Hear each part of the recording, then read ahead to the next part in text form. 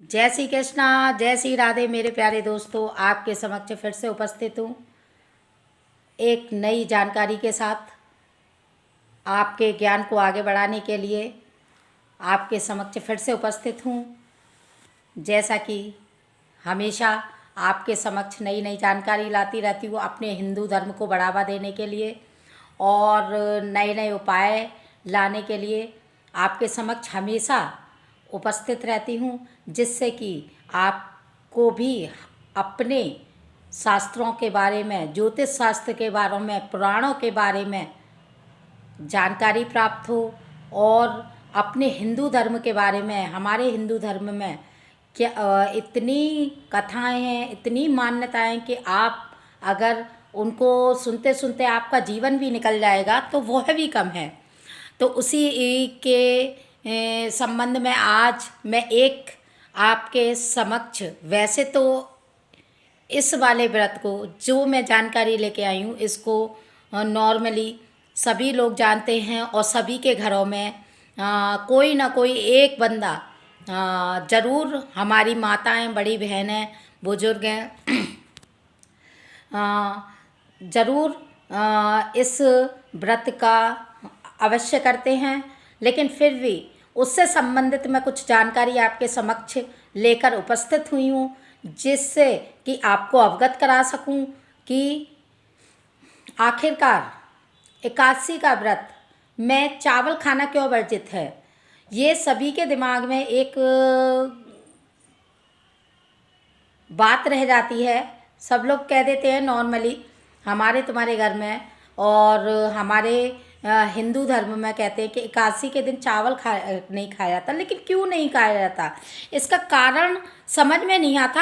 हम अज्ञान हैं, हमें अज्ञानता है। बस हम अपने पुराने बुजुर्गों से सुनते आ रहे हैं कि हमारा चावल खाना वर्जित नहीं है, हमें चावल नहीं खाना है, एकादशी के दिन चावल खाना शुभ नहीं होता है। लेकिन इसका कारण होती है, सभी लोगों को जिज्ञासा होती है, तो उसको ही हम आपके समक्ष बताने आए हैं, उसको आपसे अवगत कराने आए हैं कि आखिर क्यों चावल नहीं खाया जाता, क्यों ऐसी क्या मान्यता है जिसकी वजह से हमारा चावल खाना एकादशी के दिन वर्जित है।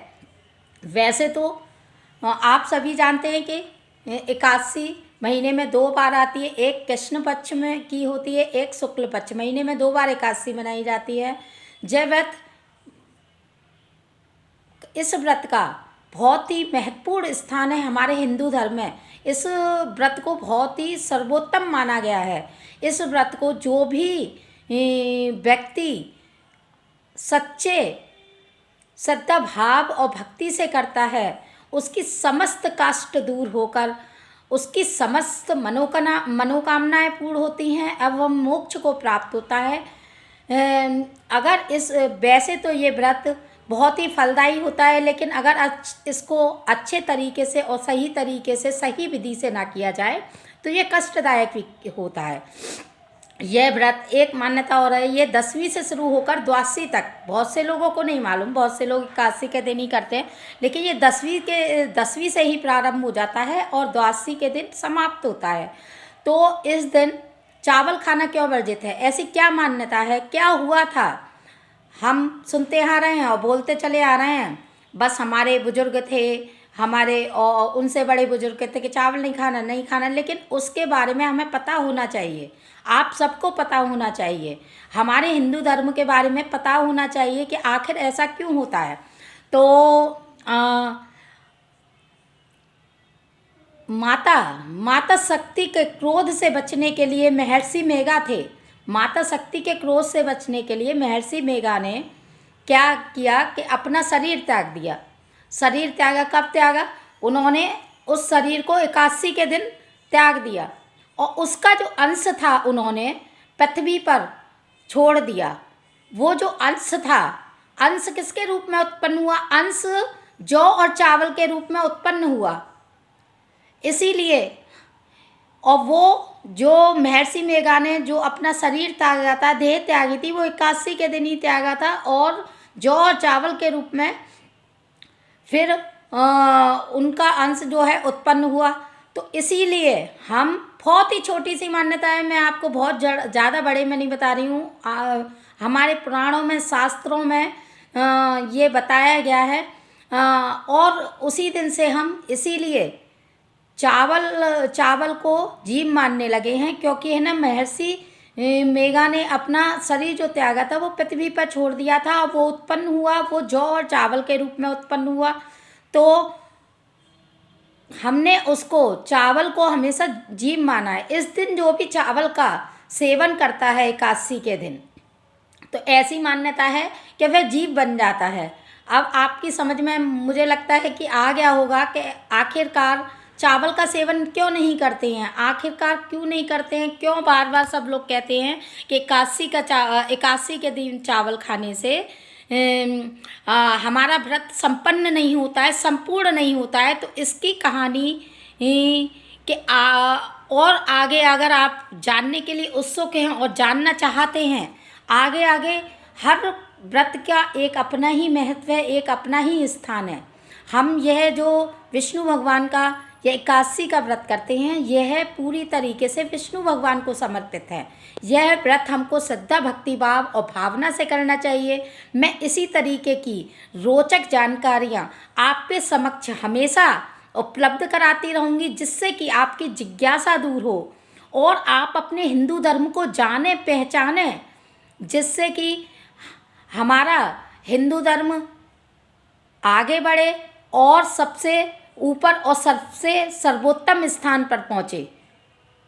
ऐसे ही जानकारियाँ लाने के लिए मैं आपके उपस्थित रहती हूँ। और अगर आपको इससे संबंध में कोई भी परेशानी है या कोई भी जिज्ञासा है, तो हमारी टीम 24 आवर्स अवेलेबल रहती है, आपकी सेवा में हमेशा तत्पर रहती है।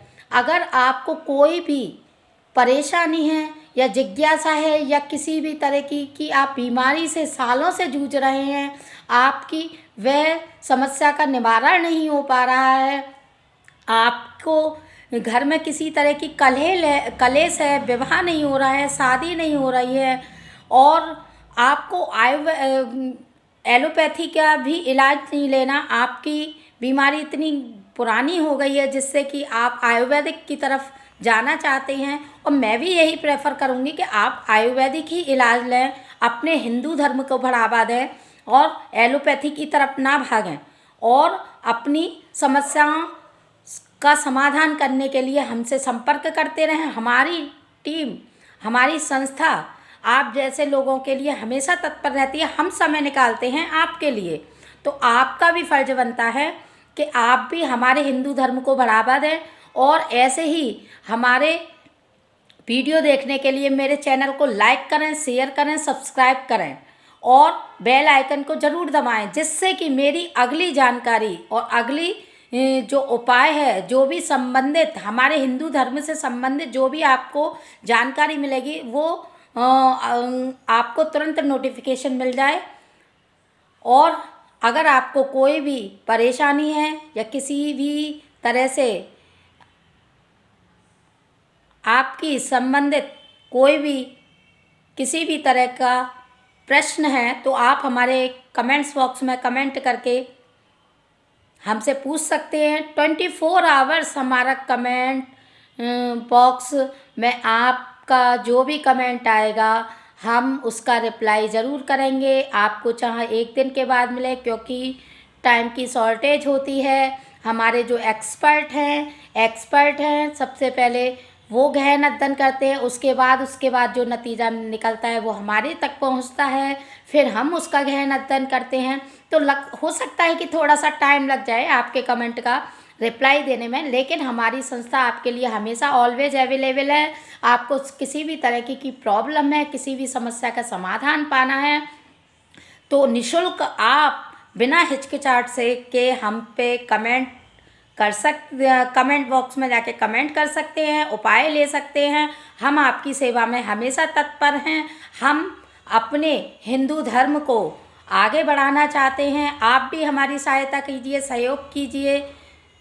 और मेरे चैनल को लाइक करें, सब्सक्राइब करें। बस इतना ही चाहती हूँ कि शेयर करें इस वीडियो को, जिससे कि ज़्यादा से ज़्यादा लोग हमसे जुड़ सकें और हमारे साथ सहयोग ना करके हमारा साथ दें, जिससे कि हम इस दिशा में आगे बढ़ सकें।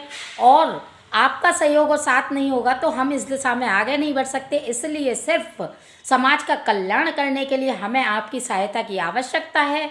आप हमारे चैनल को लाइक करें, सब्सक्राइब करें, शेयर करें, जिससे कि हम अपने हिंदू धर्म को बचा सकें और हम अपने हिंदू धर्म की रक्षा कर सकें। बस हमें और कुछ नहीं चाहिए। आप ऐसे ही हमारे चैनल को लाइक करते रहिए, शेयर करते रहिए, सब्सक्राइब करते रहिए और हमारी वीडियो को ऐसे ही पसंद करते रहिए। जय श्री कृष्णा, जय श्री राधे। फिर मिलती हूँ आपसे एक नई रोचक जानकारी लेकर। जय श्री कृष्णा, जय श्री राधे। बोलो सच्चे दरबार की जय।